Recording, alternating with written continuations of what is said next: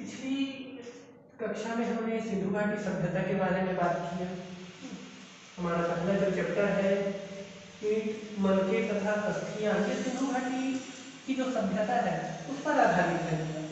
अभी हम थोड़ा उसके आगे के बारे में चर्चा करेंगे क्योंकि सिंधु घाटी काल तो चलिए ठीक है, हो गया, लेकिन उसके बाद क्या होता है, इस विषय पर जो है हम अपने अगले चैप्टर आरंभिक राज्य तथा अर्थव्यवस्था के ऊपर बात करेंगे।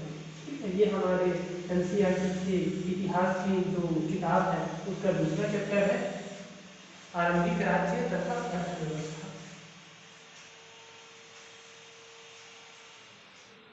आरंभिक राज्य तथा अर्थव्यवस्था। और क्या लिखा हुआ है इसमें, राजा, राज्य एवं किसान। और लिखा हुआ है इसमें डेट 600 BC से 600 AD, ये तारीख लिखी हुई है 600 BC से 600 AD। अगर तारीखों में कोई कंफ्यूजन है BC AD तो इसके ऊपर मैंने अलग से वीडियो बना करके रखा है, आप प्लेलिस्ट में जाइए ना, हिस्ट्री बेसिक कॉन्सेप्ट करके। जब भी कोई हम नया चैप्टर पढ़ाएंगे तो आप सबसे पहले हिस्ट्री बेसिक कॉन्सेप्ट प्लेलिस्ट पर जो वीडियो होगा उसको आप देखिए, क्योंकि चैप्टर पढ़ाते समय बहुत सारी ऐसी शब्दावलियाँ होंगी, ऐसे टर्मिनोलॉजी, हिस्टोरिकल टर्मिनोलॉजी होंगे जो हमें कंफ्यूज करेंगे। जैसे मैंने AC बोल दिया, पहली शताब्दी बोल दिया, 10 के दशक में, 70 के दशक में, ऐसे कई शब्दावलियाँ हैं जो हम सामान्य बोलचाल में यूज नहीं करते हैं, लेकिन किताबों में उनका यूज होता है। जैसे राजनीति की बात करें तो गणराज्य, समाजवाद, पूंजीवाद, साम्यवाद, गुटनिरपेक्ष, ऐसे बहुत सारे शब्द हैं जिसको हम नजरअंदाज कर देते हैं। अगर उसका मतलब समझ आ रहा है तो वो टॉपिक हमें लंबे समय तक और अच्छे से याद रहेगा। तो ये जो छोटी छोटी चीजें हैं आप इसको छोड़िए मत, इसको बिल्कुल जो है ध्यान दीजिए।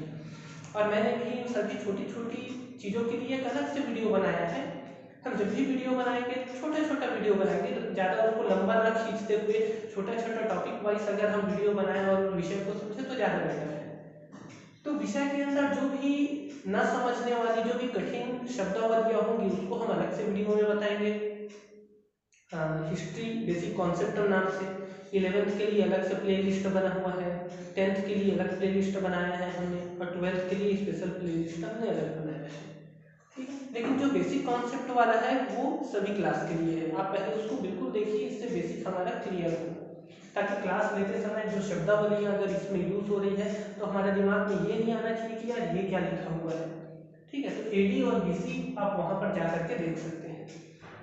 तो ये है हमारा आरंभिक राज्य एवं अर्थव्यवस्था, राजा किसान राज्य। 600 BC से 600 AD के बीच की हम घटना के बारे में चर्चा करेंगे। चलिए देखते हैं। इतिहास को हम 3 भागों में बांटते हैं, प्राचीन इतिहास, मध्यकालीन इतिहास और आधुनिक इतिहास। प्राचीन इतिहास ऐसा कालखंड जो कि बहुत ज्यादा प्राचीनता में, उसके बारे में हमें ज्यादा कोई जानकारी प्राप्त नहीं है ना, हम उसके बारे में कुछ नहीं जानते, बस एक साधन है उस समय के जो पांडुलिपियां हैं, इंस्क्रिप्शन और मैन्युस्क्रिप्ट है जो उस समय के, वही हमें इस प्राचीन काल के बारे में जानकारी उपलब्ध कराती है। अब ये क्या चीज है मैन्युस्क्रिप्ट और इंस्क्रिप्शन, इसके लिए भी अलग से एक वीडियो बनाया हुआ है, हिस्ट्री बेसिक कॉन्सेप्ट। आप वहाँ पर, इसी कारण मैं बार बार बोल रहा हूँ, पहले आप बेसिक कॉन्सेप्ट वाली वीडियो को देखिए, फिर उसके बाद ओरिजिनल जो क्लास वाला वीडियो होगा हमारा उन वीडियो को देखिए। बेसिक कॉन्सेप्ट का जो वीडियो है वो बहुत मदद करेगा हमें कक्षा की वीडियो को समझने के लिए। नहीं तो सीधा सीधा अगर मैं किताबों की बातें बताते चलूँ तो बहुत उसमें कंफ्यूजन है, बहुत सारे सवाल हैं। तो मैंने सभी को ध्यान में रखते हुए बहुत सारे प्लेलिस्ट के ऑप्शन दे रखे हैं।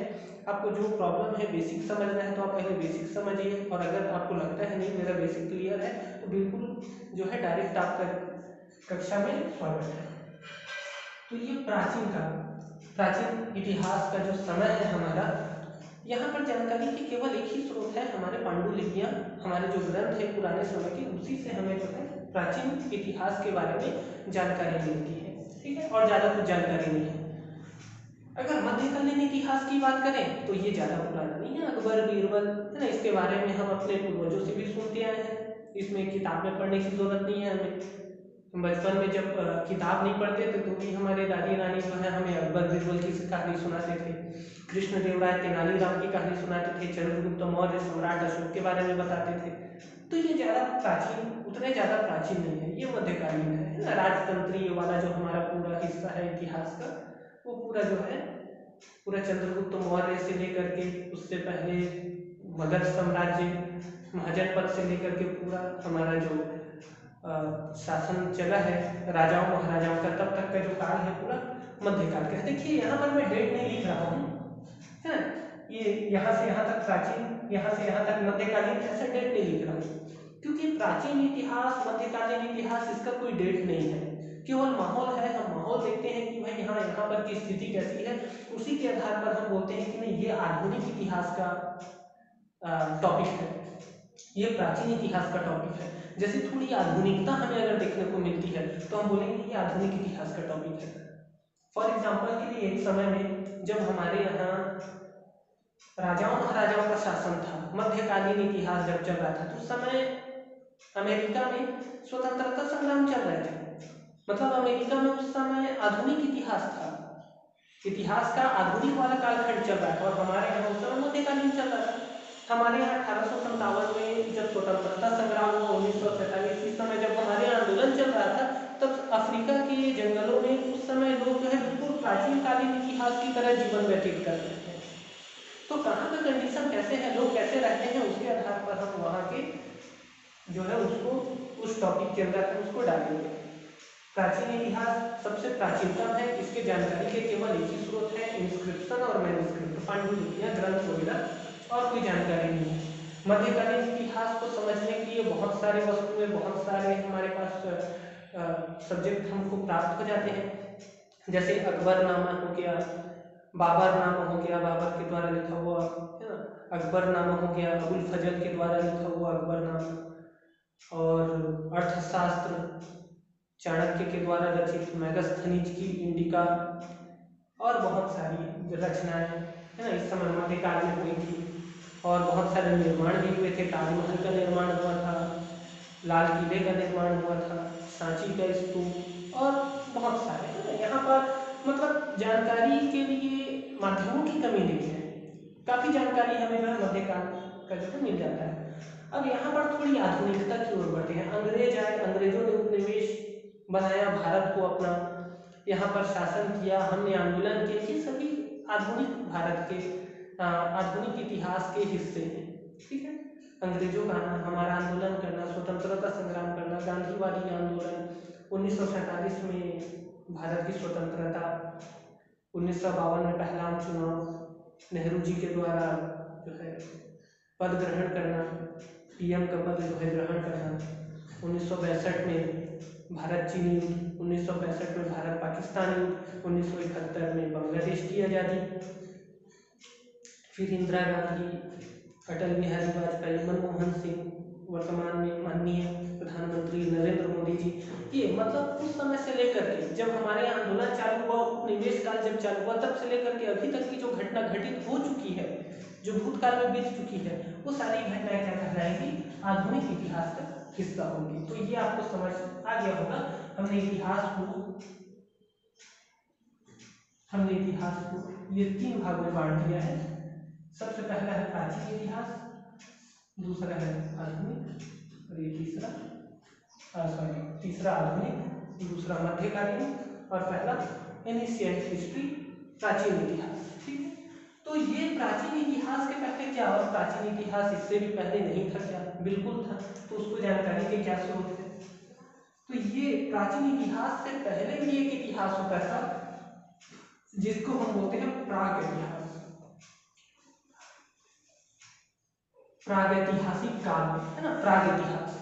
इसको प्राग इतिहास इसलिए बोलते हैं क्योंकि इसके जानकारी जानकारी के ज्यादा स्रोत नहीं है। इस समय तो लोगों ने जो है हमें इंस्क्रिप्शन पांडुलिपि या ग्रंथ देना चालू कर दिया था। ये ऐसे लोग थे जिनको लिखना पढ़ना भी नहीं आता था। इनकी जो स्थिति थी बिल्कुल पशुओं के समान थी। ये मैदानों में रहते थे, गुफाओं में रहते थे, शिकार करते थे, जैसे तैसे पशुओं के समान ही अपना जीवन यापन कर रहे थे। तो इसकी जानकारी के केवल एक ही स्रोत है, और वो क्या है, इस समय जो हमें प्राप्त हुई है अस्थियां और इनकी जो हड्डियां हैं, जो भी सभ्यता की वस्तुएं जो ये छोड़ के गए हैं, अपने समय के अवशेष जो ये छोड़ के गए हैं, अवशेष, इन्हीं अवशेषों को देख करके कि वो उसका कार्बन डेटिंग कर देते हैं तो पता चल जाता है कि अवशेष कितने सौ साल पुराने हैं। और कोई अगर हमें कुछ औजार मिल गया तो उसको बनावट को देख करके हाँ ये इसको हथियार के रूप में इस्तेमाल करते रहे होंगे, इसको मारने के लिए इस्तेमाल करते थे, इसको ऐसा हाथ में पकड़ के इस्तेमाल करते थे, अस्त्र की तरह, शस्त्र की तरह इसको इस्तेमाल करते थे। ये सारी चीजें जो है हम अंदाज लगाते हैं, एनालिसिस करते हैं। जबकि अगर हम प्राचीन इतिहास की बात करें तो इसमें सारा लिखित साक्ष्य है, लिखित रूप में हमको मिला हुआ है। पांडुलिपियों और अभिलेखों के माध्यम से इसका हमें लिखित साक्ष्य मिल जाता है। ओके, और मध्यकालीन का तो बता ही चुका हूँ। इसके बहुत सारे साधन हैं, जैसे बहुत सारे निर्माण कार्य हुए हैं, जैसे भवन वगैरह हो गया, भवन, और इसके अलावा बहुत सारे लिखित साक्ष्य भी हैं, और इसके अलावा हम बहुत सारे अपनी दादी नानियों के द्वारा दंत कथाओं के रूप में हम बहुत सारे कहानियां भी सुनते आए हैं, जैसे कि तेनाली रामा और कृष्ण देव राय की कहानी, अकबर बीरबल की कहानी, है ना। दंत कथा ऐसी कथाओं को कहते हैं जिसका कोई प्रमाण नहीं होता, जैसे पंचतंत्र की कथा ना, कि भाई वो मगरमच्छ है, उसके ऊपर जो है बंदर बैठ गया, ये कोई प्रमाण नहीं है एक्चुअल में ये है कि नहीं है ना, ये काल्पनिक है कि वास्तविक है, इसके ऊपर हम कुछ बोल नहीं सकते। लेकिन सदियों से ये कथाएं जो है चली आ रही है, ये कथाएं दंत कथाएं कहलाती है। अकबर बीरबल, तेनालीराम और कृष्णदेव राय के बीच की जो हम नोटबुक देखते हैं, जो चतुराई हम देखते हैं, एक्चुअल में वैसा उस समय था कि नहीं था ये हम कुछ बोल नहीं सकते, लेकिन कहानी उस समय से चली आ रही है दंत कथाओं के रूप में, ठीक है। तो ये दंत कथाएं कहलाती है, जो कि जरूरी नहीं है कि बिल्कुल सही हो सकता है ये काल्पनिक भी हो, या हो सकता है ये वास्तविक भी हो, इससे संबंधित कोई भी सबूत हमें नहीं मिलेगा। तो बहुत सारे दंत कथाओं के माध्यम से भी हमें जो इस समय के बारे में जानने को मिलता है, दंत कथा। और आधुनिक भारत का तो फिर तो बहुत ज्यादा है ना। अंग्रेजों के द्वारा गजट बनाए जाते थे उस समय, अंग्रेजों के द्वारा जो है नियम लाए गए थे बहुत सारा, भारत परिषद अधिनियम, India council act, Indian charter act, आपको पॉलिटिकल साइंस की किताब में सारी चीजें जो है आपको देखने के लिए मिल जाएंगी। तो इसकी जानकारी के स्रोतों की जो है कमियां नहीं है, ठीक है। अब देखिए यहाँ पर हम आगे जो है थोड़ा बात करते हैं प्रागैतिहासिक का। हमारा जो चैप्टर है आरंभिक राज्य तथा अर्थव्यवस्था, ये जो भी चैप्टर है ये इस समय का चैप्टर है, जहाँ प्रागैतिहासिक काल खत्म होता है और जहाँ से प्राचीन काल जो है प्रारंभ होता है। इस समय के बीच का चैप्टर है ये हमारा, क्योंकि पहले मनुष्य जो है पशु सम रहता था, धीरे धीरे वो सभ्य होना सीखा, धीरे धीरे वो समूह में रहना सीखा, और इस प्रकार से क्या हुआ, हमारा आरंभिक राज्य का निर्माण हुआ।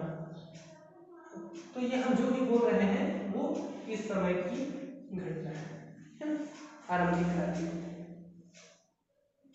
देखिए कोई सा भी मूवी हम देखते हैं, उस मूवी में पूरा जो हमारी मूवी है वहां पर एक प्रकार का माहौल बनाया जाता है, इंटरेस्ट क्रिएट किया जाता है। हमारे अंदर जो कंफ्यूजन है वो सारी चीजें तो लास्ट में जाकर के खत्म होती है।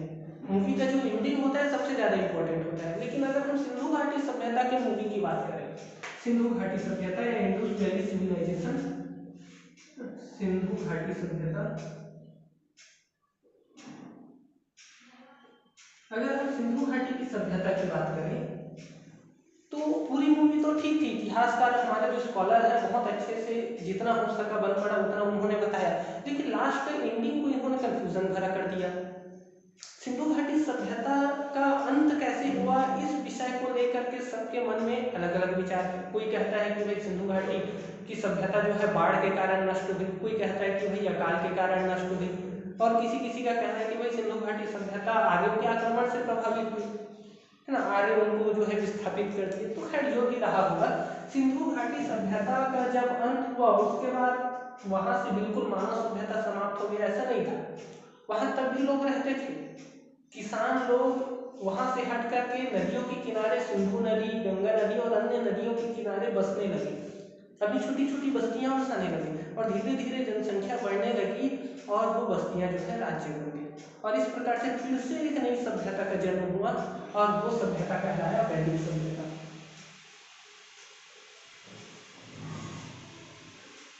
बहुत विस्तार से हम अगले वीडियो में वैदिक सभ्यता के बारे में चर्चा करेंगे। अभी थोड़ा सा इसको और समझ लेते हैं। सिंधु घाटी सभ्यता जब थी तो उस समय कल्चर अलग था, रहन सहन अलग था।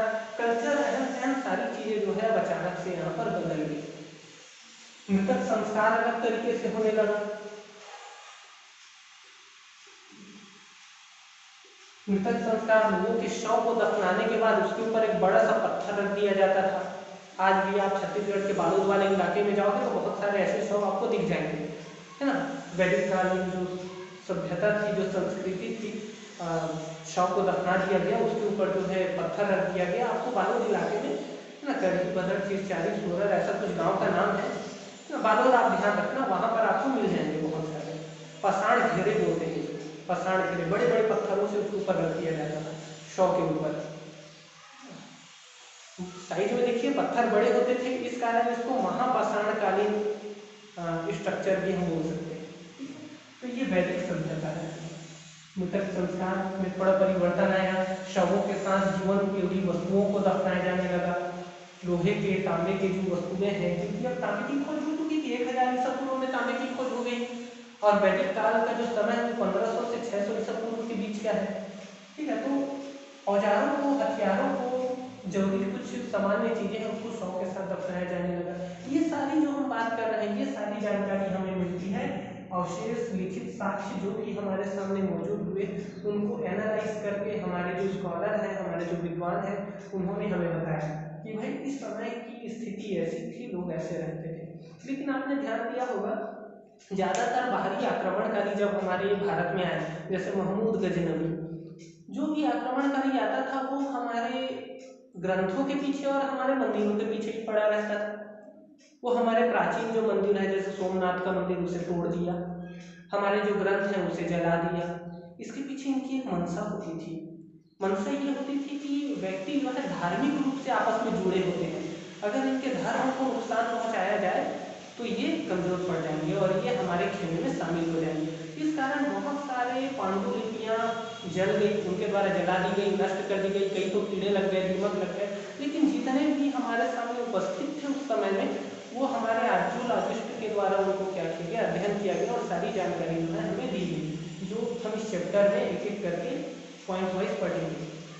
आगे की जानकारी हम अगले वीडियो के लिए बचा के रखते हैं। अगला वीडियो आप बिल्कुल देखिए ताकि आपको जो है एग्जाम में कोई परेशानी ना हो। बस आप अपने वीडियो में बने रहिए, ना आपको पेयर कॉपी बनाने की जरूरत है, ना ही आपको कोई लिखने पढ़ने की जरूरत है।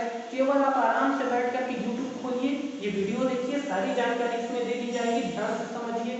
जो कोई भी प्रॉब्लम है आप मैसेज कर सकते हैं, इसमें कमेंट के माध्यम से मुझे आप बता सकते हैं। पेपर के समय अगर कोई प्रॉब्लम जा रहा है तो ज़्यादा कोई प्रॉब्लम नहीं, वहाँ पर भी आप एक बार वीडियो खोल करके देख लीजिए, सारा डाउट क्लियर हो जाएगा।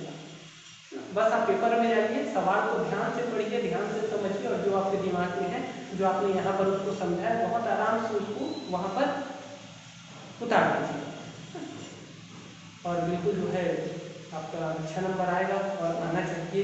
ये आशा के साथ हम जो है क्लास को यहाँ पर समाप्त करते हैं। अगले वीडियो में जो है आप सभी से मुलाकात होगी।